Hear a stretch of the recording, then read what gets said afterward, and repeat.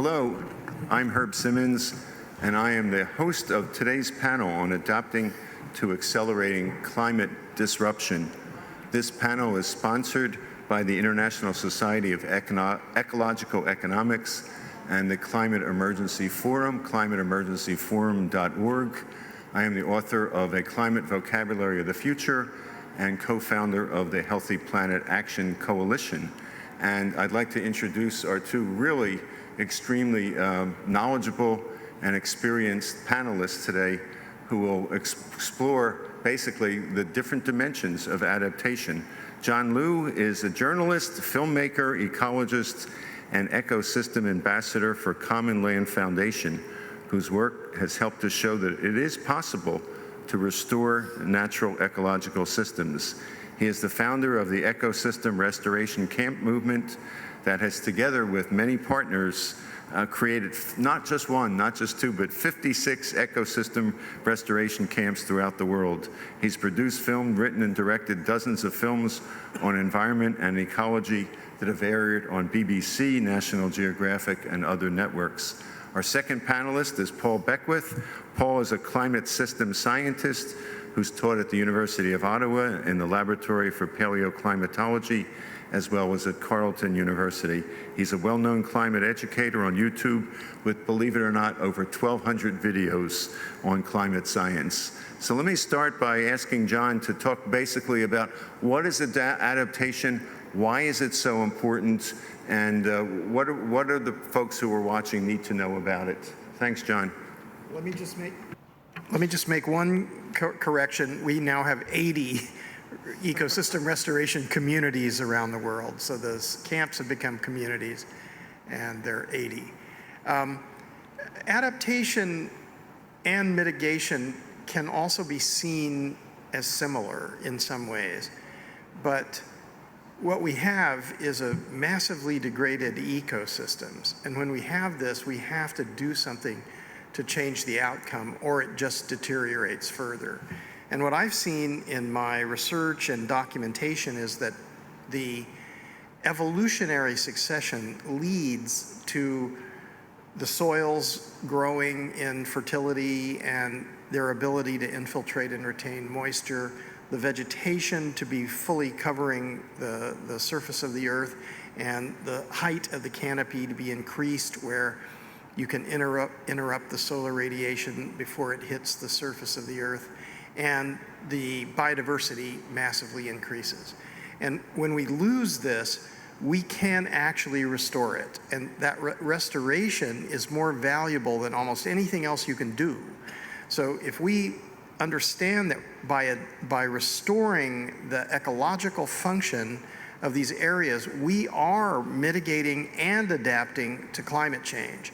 We're lowering the surface temperatures, increasing the ability to absorb and circulate moisture.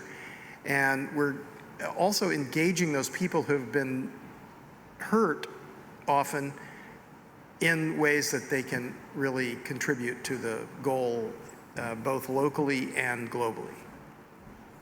Thanks, John. Paul? Yes, thank you. So, with the great increase in extreme weather events around the planet, it's becoming absolutely vital for people to be able to adapt to what is hitting us. We're all kind of living in what I call the climate casino, where no place is really immune to the effects of climate change. So I'll talk about some of the adaptation methods that are necessary in Canada, for example, where I'm from. So Canada experienced massive numbers of wildfires across the country last year. There was often fine particulate matter from the smoke and the ashes that were severely impacting people's health. So many different communities had to actually evacuate. There were some communities that burned down. So a big way to adapting to these wildfires is we need to, I like the Australian model where About 90% of people that fight fires in Australia are just everyday citizens who have had some training on how to fight fires, and they also have equipment which is in sheds and distributed across the country. So instead of just being evacuated when a wildfire is heading their way, they can actually do some clearing of vegetation around buildings. They can actually make sure things, structures, roofs are watered down, and prevent different structures from being burned in the first place, which seems to make more sense than just evacuating if you can do it in a safe manner. There's all kinds of different ways that we can adapt. I was just over at the Green Zone at COP here this morning, and for example, vast areas of Baku were once called the Black City because the land was severely degraded. There was oil flowing on the surface, and a lot of industrial waste that had just, when it stopped being used, it was just kind of left in place. So there was a plan over a number of years to turn the Black City into a white city, to have new infrastructure built, very energy efficient infrastructure, and also resilient infrastructure, with the idea of having bigger drainage pipes, for example, to pull water away so that you don't get flooding when you get extreme rainfall events and things like that. So there's a lot of different actions that we can take, and it's absolutely vital to try to harden society, make it more resilient so that we can adapt to these increasing extreme weather events. Thanks, Paul. I was also at the White City Pavilion, if you will. It's a remarkable three-dimensional model that covers quite a large area or so, and I would encourage, if you're in Baku, go take a look, and if you're not, to look it up online. I think it's a remarkable example of the kind of large-scale, thoughtful, at least appears to be, thoughtful, comprehensive, multi-dimensional effort, and also recognizing, of course, that adaptation is just as critical in suburban, rural, natural, and urban areas. All are affected by climate change. I wanted just to take a minute in preparation for this panel. I was wondering, well, what does COP say about adaptation? And I was surprised, and maybe I should have known this, maybe many of you watching know this, that it wasn't until 2015 at the Paris COP when adaptation was mentioned, and apparently only in one sentence. And that sentence said, enhance the world's adaptive capacity, strengthen resilience, and reduce vulnerability. Certainly appropriate terms, but just the tiniest little bit. And I think, as many of us know, adaptation was feared for quite a while, as people were afraid that if we focused on adaptation, that meant we were essentially giving up on emission reductions. Now we recognize that we need to do both and other things as well. So basically, what are the challenges to adaptation? I guess I asked the question in the context, in a book I wrote, A Climate Vocabulary of the Future, I coined the term, I don't know if I coined it, but I used the term re-adaptation. The fact that we're not moving towards a steady state future, but we're constantly changing as the climate changes. So if we adapt successfully, what that might mean in the short run, we may have to continuously adapt over time. Is that something, John, you give consideration to in all the projects you work on? Is the sort of dynamic nature of climate changes? Well, I think maybe one of the most important things to look at is are we aware that there are different dimensions that we're primarily discussing here and in many parts of the world, and certainly in most policy and most corporate or financial considerations. We're talking about abiotic technical ideas, and even all this conversation about the carbon disequilibrium in the atmosphere or carbon trading. It's really abstractions. What we really need to look at is biotic systems, Because on the Earth, we have an oxygenated atmosphere. We have fertile soils, which is a pedosphere on top of the lithosphere.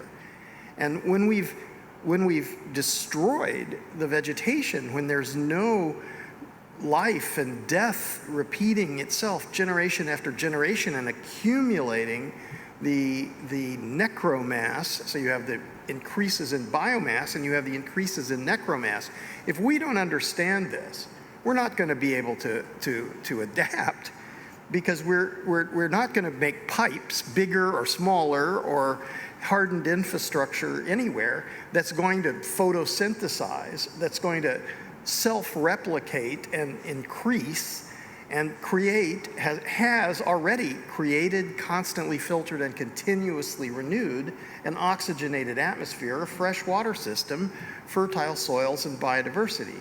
So when we're talking about adaptation, we have to know what it is that we're talking about. Well put, and I would think it's fair to say that the folks who attend your eco-restoration camps all over the world are immersed in learning and doing precisely what you've just described. Maybe you can take a minute or two and talk about how those camps work.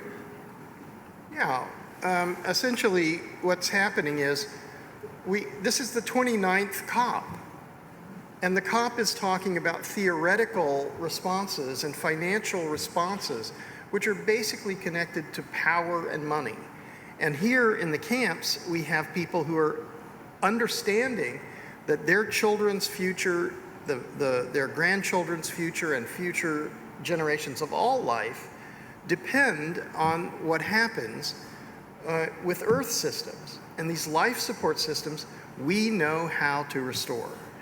And if we restore them, then we know that it can assist in lowering surface temperatures. It can assist in infiltrating and retaining and maintaining the hydrology near the Earth. And so we're talking about these disasters of floods or wildfires. Well, we know what causes them. Are we willing to take the intellectual leap and the political will to actually act on these things? So this is what is an adaptation. And ecosystem-based adaptation, it works. We know this. I've seen areas the size of the Netherlands restored from desert-like conditions to fully functional ecosystems within 10 or 15 or 20 years. Remarkable stories that you have, and the resiliency of nature with I guess, is it fair to say, a little helping hand from humanity to sort of get out of the way and or provide the missing nutrients. It reminds me of, some of you may be aware of the movement called biomimicry. And also in my book, I wrote a bit about that. I just wanted to quote one section from the originator of biomimicry, Janine Benyus. She described what she calls the mega patterns that characterize all life and can be a guide to what she calls climate-affirming design. And then she says, these patterns act as a kind of code of conduct for living here on Earth. All life is locally attuned and adapted, is diverse and resilient, builds from the bottom up, is nested and modular, leverages interdependence, and relies on information and cooperation. It performs chemistry in water at ambient temperatures and pressure. It runs on sunlight. It shops locally. It optimizes rather than maximizes. It creates with mistakes and processes in cycles, endlessly reconfiguring a safe subset of the elements in the periodic table. I've rarely read a more eloquent description of nature and the kinds of principles that we ought to be aspiring to. Paul, do you want to add anything to what we've talked about? Well, one of the things that to keep in mind is that the rate of climate change is accelerating faster and faster, and because greenhouse gases in the atmosphere are still rising in fact, at faster rates. Curves are bending upwards instead of downwards. And there's also tipping points in the climate system. So, it becomes very difficult for adaptation when you've got a very fast-moving change in the system. We tend to try to divide things up into, say, adaptation and mitigation, but often many of the mitigation techniques are actually also, a way of adapting or allowing adaptation to occur. And we talk mostly about adaptation for humans, but the biosphere is rapidly adjusting or adapting to the conditions. For example, many species there's a habitable zone of temperatures and humidities and conditions where species thrive, and when the climate changes very quickly, where these species are living is no longer the ideal situation for them. So we're getting massive migrations of species towards the poles, towards colder areas, or in mountain regions, or we're getting movements up the mountains. For example, I discussed some farming of nutmeg in Grenada, and one of the ways that they're adapting to the increasing temperatures is they're having to grow the nutmeg on further and further up in the mountainous regions of the mountains of that country, the volcanic mountains. And eventually you run out of space, right? When the temperature changes too much, then you reach the top and you can't. You're out of luck. So, there's many things that people are doing, but it's very important that we use as much mitigation as we can, and that includes things like carbon dioxide removal and solar radiation management to buy us time to slash emissions and to slow down the whole situation of the whole rates of change of the climate system, so that we can give many different biosphere species, both plants and animals, a fighting chance to survive, because things are just changing too fast. Well, I think that's what's becomes more and more evident, that it's the rate of change that is unprecedented in today's world as compared to the past, and therefore, again, adaptation is a kind of constant need, if you will. I just wanted to set a little more context for this conversation. We're here on Thursday, the day before the official ending of COP. I guess it gets extended as the negotiations go into the middle of the night and the next day. And at a panel I was at earlier today, they talked about the fact that since the one sentence in the 2015 agreement, Paris Agreement, there was then in Glasgow, there was the development and adoption of something called a framework for global climate resilience, and they identified 7 areas to focus on. You won't be surprised to hear what they are: water, food, health, nature and biodiversity, infrastructure and human settlements, poverty and cultural heritage. And what was emphasized was that the discussions that are going on right now, probably just a few hundred yards or meters from where we are trying to come up with a financing scheme that in part could help support adaptation in each of these 7 critical areas. And so as we sit here on the sidelines, just literally a few hundred meters away, critically important discussions are occurring. John, I wanted to ask you, when you leave this COP, what would success look like? When you went home, and if you had the kind of smile I just saw on your face, describe what would have happened, would happen by tomorrow or whenever. Well, I'm afraid at 72, I'm a little too experienced. I'm not expecting much from the COP, but I'm going to be satisfied if hundreds and thousands and hundreds of thousands of people or millions of people understand that each person has the ability to change the relationship between biology and physics on the planet.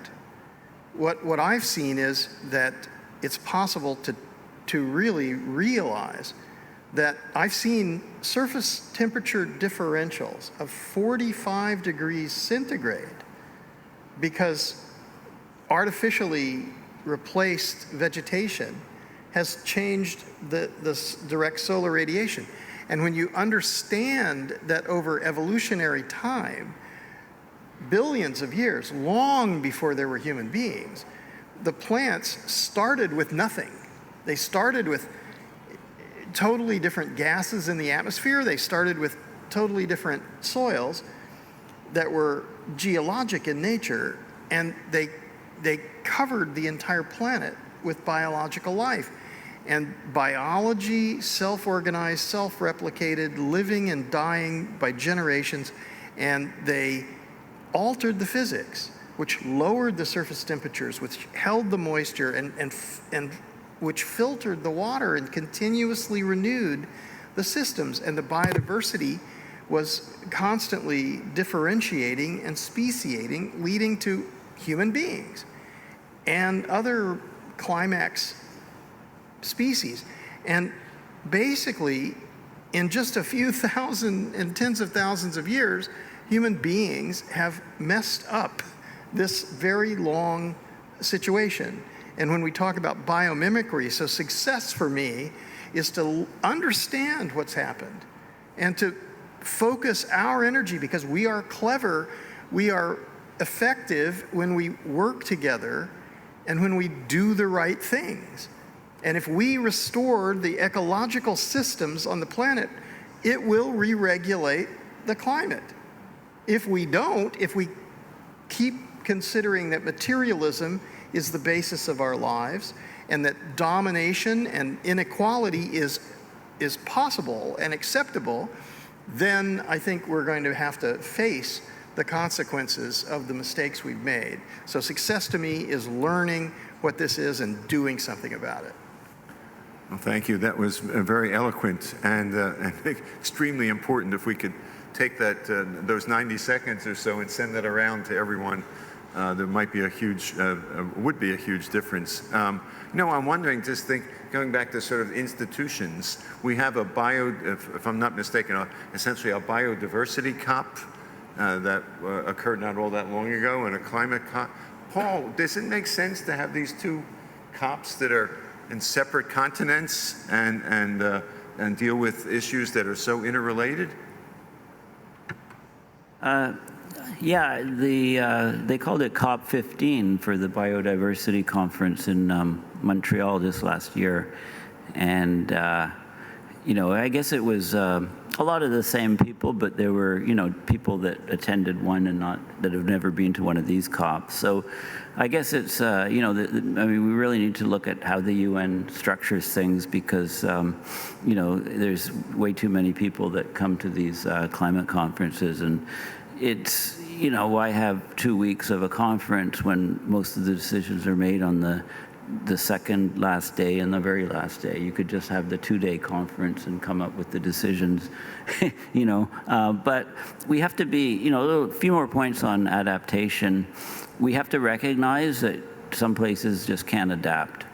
Like if your house is built on a river floodplain, and we know that there's extreme weather events, your house just shouldn't be on that floodplain. So the best adaptation would be to move elsewhere, and that land shouldn't be used for building. And if you're on coastal coastal areas, of course, we know sea level is going to accelerate with present emission trajectories and stuff. So it doesn't make sense to have all this new infrastructure, new people moving to these regions. So we have to understand and be practical and say, you cannot adapt to all aspects of climate change.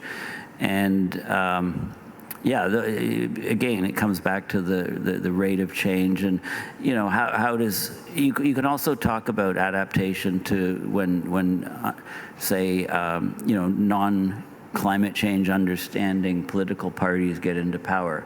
Like, how does a country adapt when their leader is almost a climate denier? Well, then you need the states to step up, and you need the cities to step up, and they need to basically adapt to the federal government being in charge, not to mention any names, right? So there's all different aspects of things. I mean, basically adaptation is trying to, live in a region that sort of, gives you a comfortable sort of way of life and safety. And, we have insurance for our houses and buildings and cars and things. But insurance companies, if we lose insurance companies because they all go bankrupt, then, that's a maladaptation, if you like. And, it's going to send many people into poverty. So there's all of these different, it's not just adapting to climate change, it's adapting to what happens to governments and different companies that give us safety. Thanks, Paul. Are there any questions from the audience before we wrap up today? I don't see any right now. So I just, I was reminded as you were speaking, John, of when I was a graduate student a long time ago. One of the seminal books that I read as an urban planning student was a book called Design with Nature. And this was a revolutionary book. It was by a Scots, Ian McHarg. And the fact that it was revolutionary essentially told the same story you're telling, that we had to actually, somebody write a book and say, no, when you design cities and settlements and so forth, nature needs to be preeminent and have a seat at the table, if that's the right way to put it. I think if I may be oversimplifying your message, John, but I think that's some of what, a lot of what you're saying. Nature has enormous capabilities, enormous intelligence, enormous opportunity to enrich our lives and mitigate the consequences of the biodiversity and climate crisis, but it needs a hand from us. We need to, A, stop making it worse, stop intervening in inappropriate ways, and to use the kinds of approaches that you're using in your camps, that you're demonstrating in your films and so forth, to basically show that there's a better way, a different way. And I want to end on that. I hope those who are watching will take this message to heart. There's very few messages more important than what we've talked about today. Get involved, work with nature, let's have a better world, and we thank you very much. Thank you. Here we have a moment.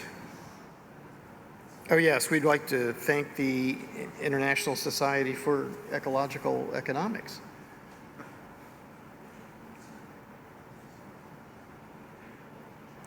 And the Climate Emergency Forum.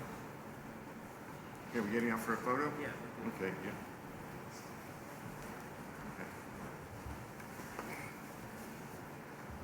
If I were to add one thing to that. Okay. Yeah. Smile. We'll do another program. Smile.